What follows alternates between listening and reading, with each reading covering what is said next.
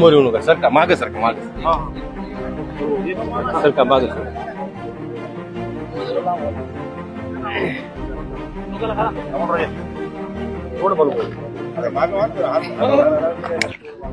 या मागे शूटिंग मध्ये 1 लाखाच्या वर लीड मिळणार आहे. मी तुम्हाला अगोदरही सांगितलं होतं, त्या वर्षावर मी ठाम होतो. 1000 गावात मला मताधिक्य मिळेल हे बी सांगितलं होतं आणि लीड पहिल्या राऊंड पासून मी पुढे राहीन हेही सांगितलं होतं.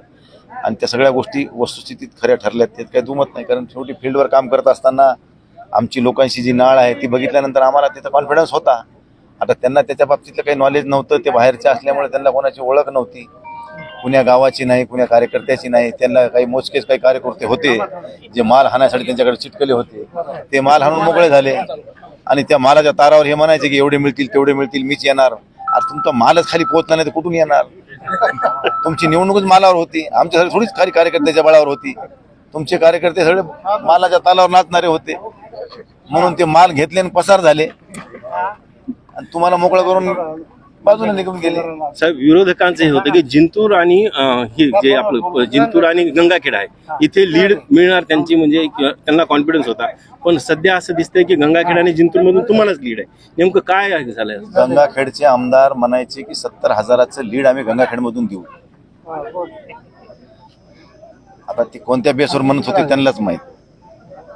ते नवीन आहेत, आणखी त्यांना थोडा शिकायला वेळ लागेल. आता त्यांनी त्यांची आमदारकी वाचवण्यासाठी प्रयत्न करावेत. आता आमच्या दारात मांडव होता, ते आम्ही पूर्णत्वाला नेण्याचं काम केलं. आता 4 महिन्यात तुमच्या दारात हे म्हणा, तेव्हा आम्ही मोकळे आहेत. जसे तुम्ही परभणीपर्यंत आले, जिंतूरपर्यंत गेले, आता आम्हाला गंगाखेडमध्ये यायचा अधिकारच आहे की आमचा. जे ओबीसीचं मतदान त्यांना काय नेमकं वाटतं? बघा, कुठलीही निवडणूक जातीपातीच्या आधारावर होत नसती.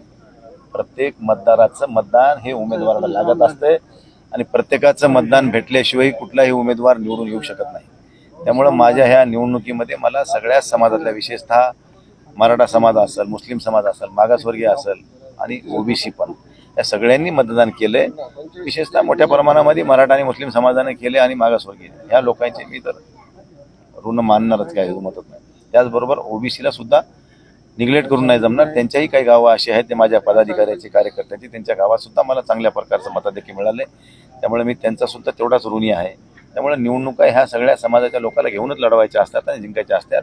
एखाद्या विशिष्ट समाजाच्या नावावर मी निवडणूक जिंकीन असं जे माझ्या प्रतिस्पर्धी उमेदवारांना ठरवलं होतं ते सपशेल खोटं ठरलंय, हे त्याचं जिवंत उदाहरण.